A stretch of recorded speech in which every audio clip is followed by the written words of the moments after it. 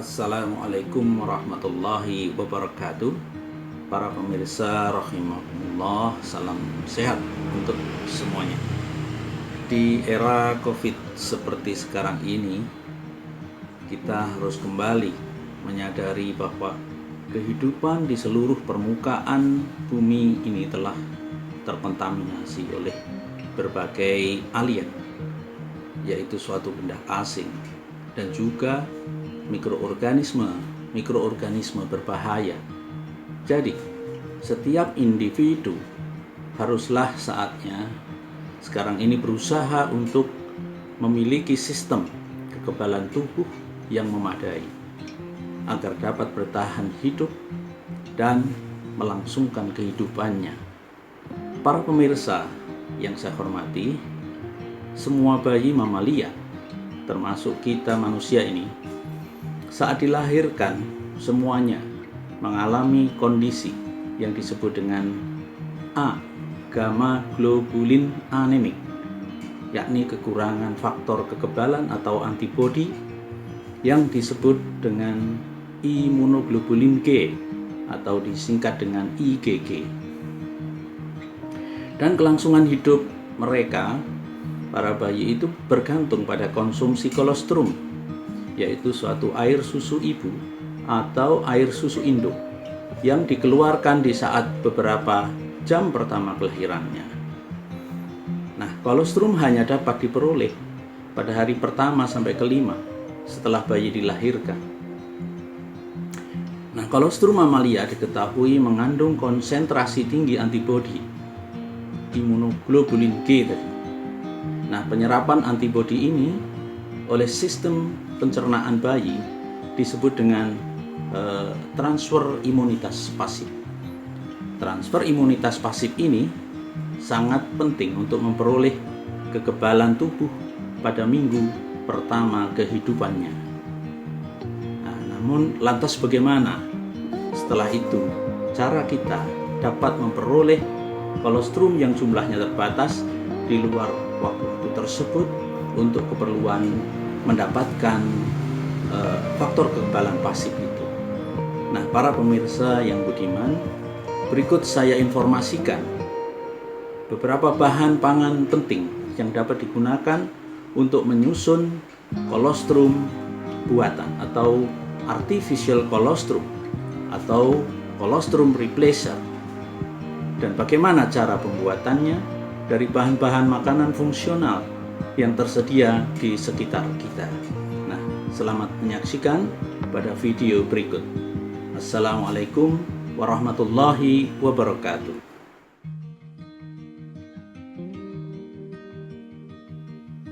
Susu sapi atau paling mudah diperoleh, namun jika ada masalah dengan susu sapi, maka dapat diganti susu kambing.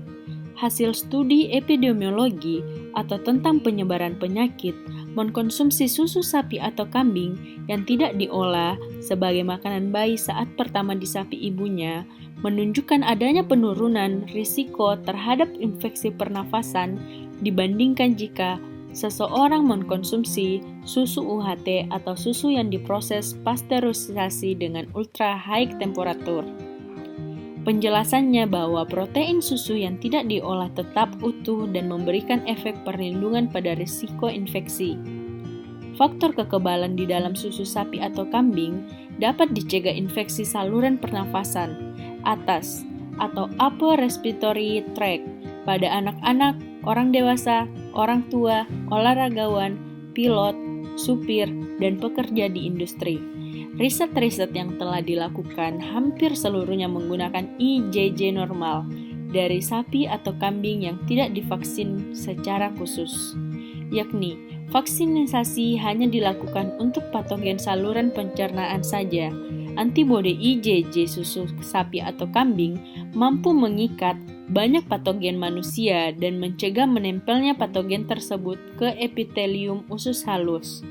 Selain itu, antibodi IgG susu sapi atau kambing dapat menetralkan infeksi sel manusia dan membatasi peradangan saluran pencernaan. Antibodi IgG sapi atau kambing memberikan efek antiinflamasi langsung pada epitel usus halus dan menghentikan translokasi komponen bakteri di seluruh lapisan epitel. Antibodi IgG susu sapi atau kambing juga berikatan dengan reseptor fagocytosis manusia yang mengarah pada peningkatan fagositosis, yakni pembunuh bakteri dan penghancuran antigen virus. Faktor kekebalan IgG susu sapi atau kambing bila dikonsumsi dapat berperan mendukung fungsi kekebalan tubuh pada kelompok usia rentan, yakni pada bayi, anak, orang tua, dan orang dengan gangguan sistem imun.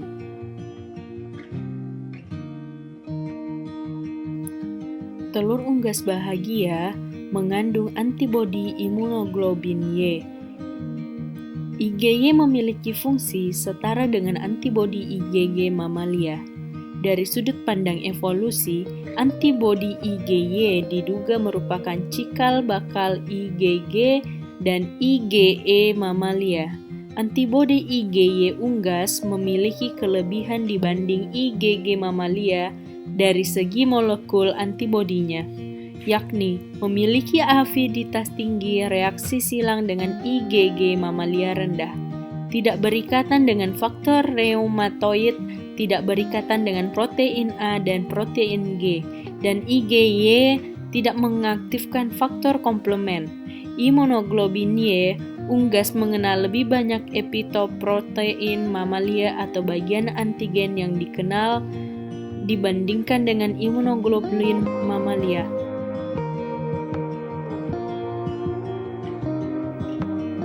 Minyak ikan. Minyak ikan mengandung asam lemak omega 3 yang bermanfaat bagi kesehatan. Omega 3 terdiri dari 3 komponen, yaitu ALA, EPA, dan DHA yang baik bagi sistem kekebalan tubuh dan saraf otak, hingga berfungsi sebagai anti peradangan.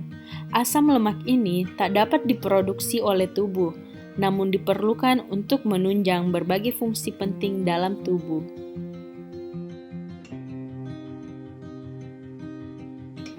Madu. Hasil riset terdahulu menunjukkan bahwa mengkonsumsi madu menstimulasi produksi antibodi selama respon kekebalan primer dan sekunder terhadap antigen thymus dependent dan thymus independent pada mencit. Lebih spesifik, dilaporkan bahwa madu secara positif mempengaruhi respon kekebalan tubuh yang secara nyata meningkatkan kadar dan aktivitas IgM pada mencit yang diinfeksikan mikroba patogen.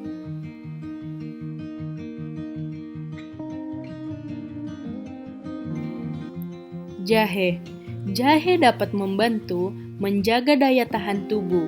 Jahe memiliki sifat antivirus.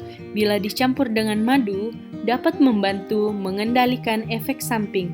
Konsumsi berlebihan jahe dapat menyebabkan mulas, kembung, mual, atau gangguan pencernaan.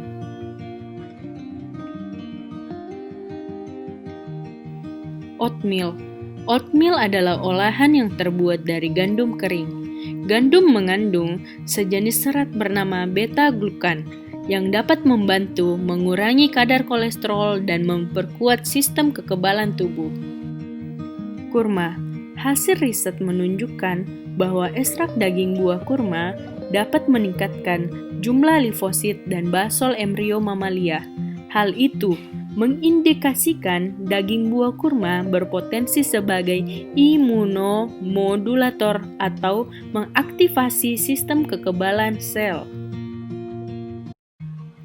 Jika bayi tidak memperoleh kolostrum, maka ia akan mudah terinfeksi virus, sehingga mudah sakit. Maka dari itu, kita perlu membuat kolostrum replacer. Bahan utama kolostrum replacer adalah susu murni, telur, minyak ikan, madu, jahe, kurma, dan oatmeal. Langkah pertama, susu murni direbus sampai suhu 80 derajat saja, tidak boleh mendidih. Lalu tambahkan bahan-bahan lainnya seperti minyak ikan, madu, kurma, jahe, dan oatmeal.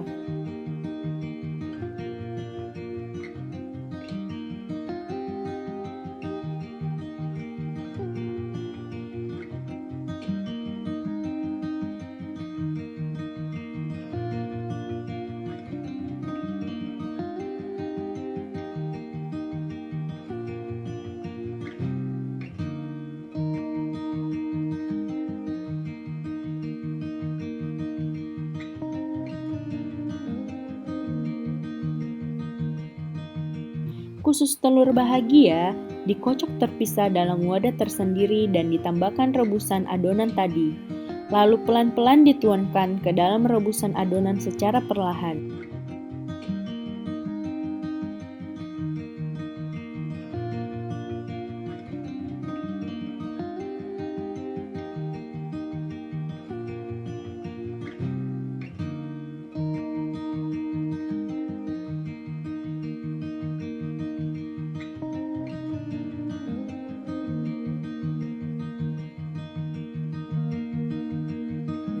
Adonan selanjutnya diaduk pelan di atas api kecil. Endapan yang tidak larut diambil dan diblender sampai halus.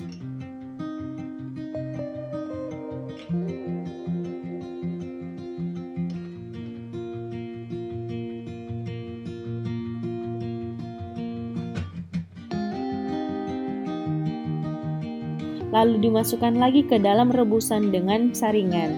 Endapan yang tertinggal di saringan lalu dibuang. Setelah semua adonan yang dipanaskan tercampur homogen,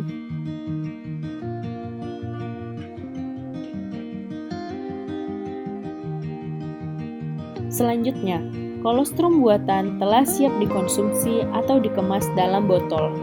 Adonan kolostrum buatan ini sangat baik diminum untuk meningkatkan kekebalan tubuh dari gangguan infeksi virus dan mikroba lainnya.